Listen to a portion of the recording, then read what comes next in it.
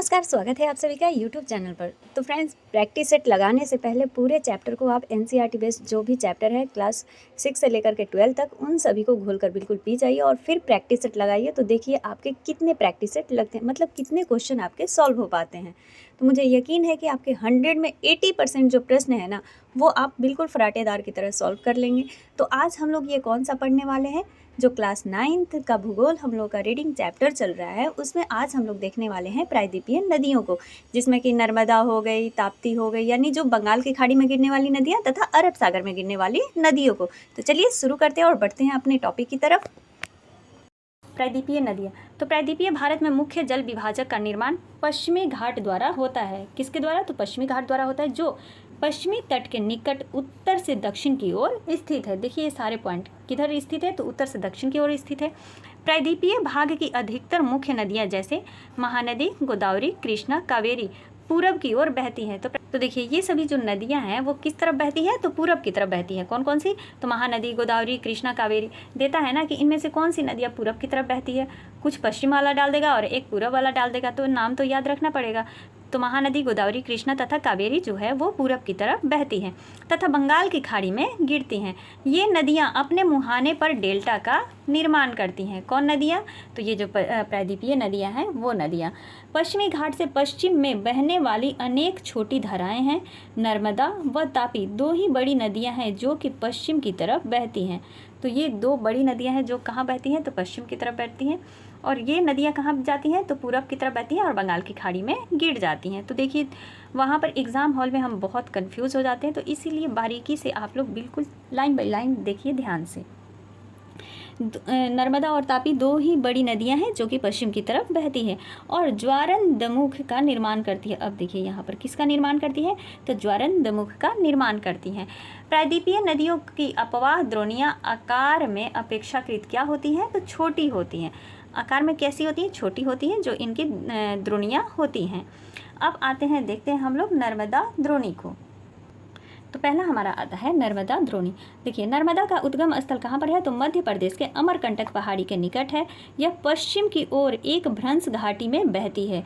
कौन? नर्मदा नदी कहाँ बहती है, तो पश्चिम की ओर बहती है और एक भ्रंश घाटी के रूप में बहती है। समुद्र तक पहुंचने के क्रम में यह नदी बहुत से दर्शनीय स्थलों का निर्माण करती है। जबलपुर के निकट संगमरमर के शैलों से यह नदी गहरे गॉर्ज बनाती है। गहरे गॉर्ज का मतलब जो दो पर्वतों के बीच में जो नदी रास्ता बना लेती है ना, उसी को क्या कहते हैं? गॉर्ज कहते हैं। बहती है तथा जहाँ यह नदी तीव्र ढाल से गिरती है वहाँ धुआंधार जलप्रपात का निर्माण करती है। कौन सी नदी गिरती है? नर्मदा नदी। जहाँ पर अब ऊंचाई से गिरेगी तो वहाँ पर क्या हो जाता है, गड्ढा जैसा होता है, तो क्या वहाँ पर बना देती है, तो धुआंधार प्रपात बना देती है। नेक्स्ट हमारा आता है नर्मदा की सहायक नदियाँ बहुत छोटी हैं।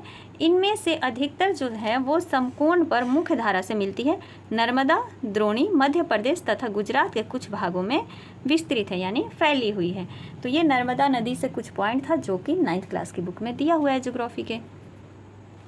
देखिए फ्रेंड्स यहाँ पर तो ये पेज फटा हुआ है, तो कोई बात नहीं, जिस प्रकार से इसमें दिया हुआ है उसी प्रकार से हमारा ये एक और बुक है, इसमें भी दिया हुआ है।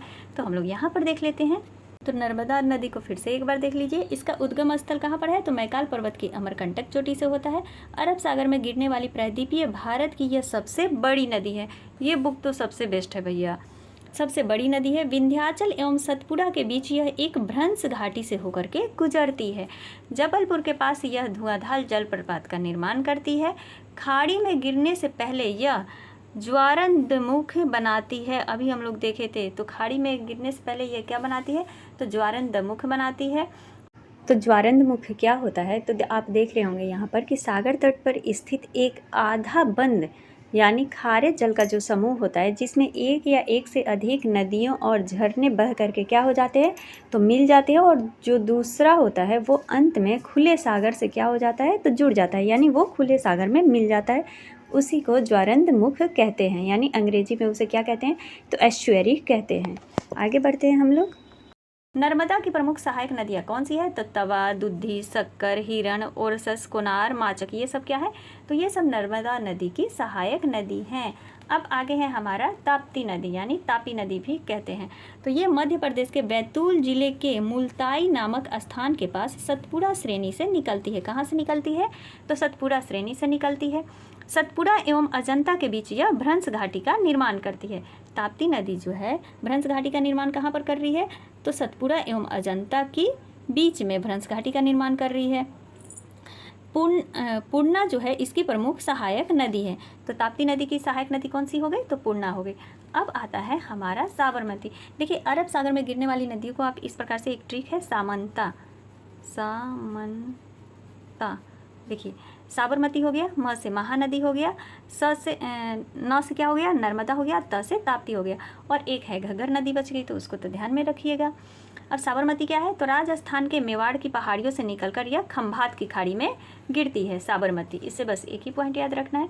माही है तो यह मध्य प्रदेश में विंध्य की चोटियों से निकलकर खंभात की खाड़ी में ये भी गिरती है। साबरमती भी खंभात की खाड़ी में गिरती है। सोम एवं जाखम इसकी प्रमुख सहायक नदियाँ हैं। किसकी? तो माही नदी की। घग्गर नदी को देखते हैं तो यह शिवालिक पहाड़ियों में शिमला के पास निकलती है और हनुमानगढ़ यानी राजस्थान में जो है उसके पास भटनेर में मरुस्थल में विलीन हो जाती है। घग्गर नदी कहाँ पर विलीन हो जाती है?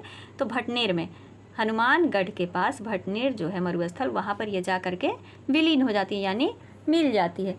अब एक बच गई हमारी लूनी नदी। फिर इसके बाद देखेंगे बंगाल की खाड़ी में गिरने वाली नदियों को। ये है अभी हमारी अरब सागर में गिरने वाली नदियाँ। लूनी नदी यह अजमेर में अरावली के नाम के नाग पर्वत से निकलकर कक्ष के रण में दलदल में विलुप्त हो जाती है। लूनी नदी जो है सरस्वती, जवाई, सुखड़ी, लीलड़ी इसकी सहायक नदियाँ हैं। इसका नाम भी ये अजीब है। देखिए इसकी सहायक नदियाँ कौन सी है? तो सरस्वती हो गई, जवाई हो गई, सुखड़ी हो गई और लीलड़ी इसकी सहायक नदियाँ हैं।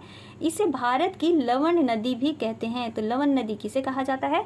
तो लूनी नदी को लवण नदी के नाम से जाना जाता है। अब देखते हैं हम लोग बंगाल की खाड़ी में गिरने वाली नदियों को। तो देखिए प्रायद्वीपीय अपवाह के नदी तंत्र। तो प्रायद्वीपीय नदियाँ हिमालय की नदियों की अपेक्षाकृत अधिक पुरानी हैं। ये अपने आधार तल को प्राप्त कर चुकी हैं, जिससे इसका ढाल अत्यंत क्या है? धीमा हो गया है। ये नदियों को दो भागों में बांटा गया है। एक तो बंगाल की खाड़ी में गिरने वाली नदियाँ तथा दूसरा अरब सागर में गिरने वाली नदियाँ। रात का समय है, कुत्ते बहुत भौंक रहे हैं क्योंकि तो इसमें कौन कौन सी गिरती है? तो महानदी हो गई, गोदावरी हो गई, कृष्णा हो गई, कावेरी हो गई, ये सब नदियाँ बंगाल की खाड़ी में गिरती हैं। महानदी को देखते हैं तो यह छत्तीसगढ़ के सिंहवा श्रेणी से निकलकर उड़ीसा में डेल्टा बनाते हुए बंगाल की खाड़ी में गिरती है।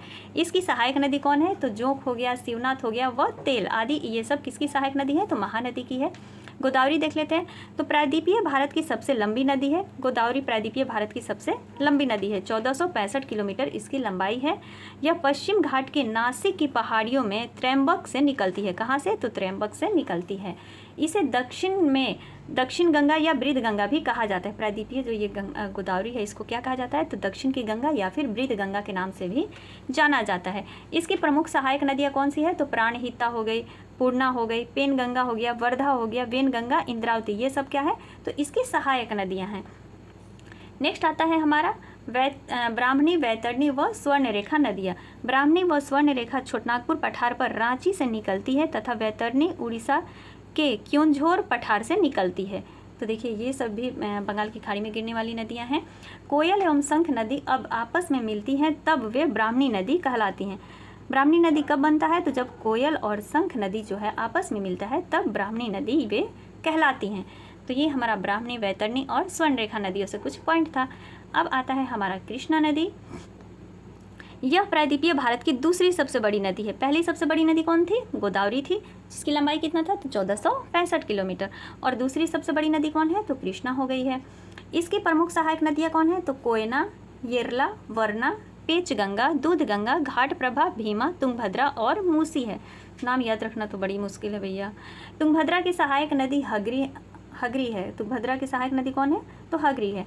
अब आता है इसमें लास्ट कावेरी नदी। यह कर्नाटक के कुर्ग जिले में ब्रह्मगिरी से निकलती है। कहाँ से निकलती है? तो कर्नाटक जिले के कुर्ग जिले के ब्रह्मगिरी से निकलती है। इसकी घाटी में ग्रीष्मकालीन एवं शीतकालीन दोनों मानसून पाए जाते हैं, जिससे इसमें वर्ष भर जल भरा रहता है। किस नदी में? तो कावेरी नदी में। इसकी प्रमुख सहायक नदियाँ हेमावती, लोकपावनी, अमरावती, लक्ष्मण तीर्था, स्वर्णावती आदि इसकी सहायक नदी है। यह शिव समुद्र नामक जलप्रपात बनाती है। तो कांवर से याद रखिए, देखिए शंकर जी का कांवर ले जाया जाता है ना, तो शिव समुद्र जलप्रपात किस नदी पर, तो कावेरी नदी पर बनता है। कावेरी एवं कृष्णा के बीच पेनार नदी का बेसिन है। पेनार नदी का बेसिन कहाँ पर है, तो कावेरी और कृष्णा नदी के बीच में है। तो ये हमारा प्रायद्वीपीय भारत से महत्वपूर्ण कुछ तथ्य या पॉइंट थे।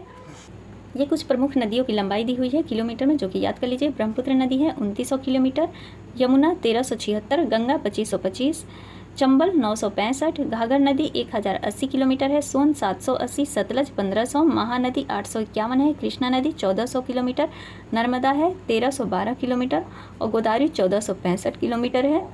तो ये हमारा क्लास 9th का चैप्टर 3 ख़त्म होता है, अपवाह तंत्र यानी, जिसको कि इसमें आज हम लोग कौन सा टॉपिक देखे थे, तो प्रायद्वीपीय भारत की नदियाँ यानी बंगाल की खाड़ी में गिरने वाली नदी तथा अरब सागर में गिरने वाली नदियों को। अगला टॉपिक हमारा होगा जो होगा जलवायु, जो कि क्लास 9th का चौथा चैप्टर है जलवायु, जिसको कि हम लोग उस बुक से ही पढ़ेंगे। तो चलिए मिलते हैं अगली वीडियो में चैप्टर वाइज रीडिंग के साथ। तब तक के लिए आप सभी का दिल से धन्यवाद। Thank you.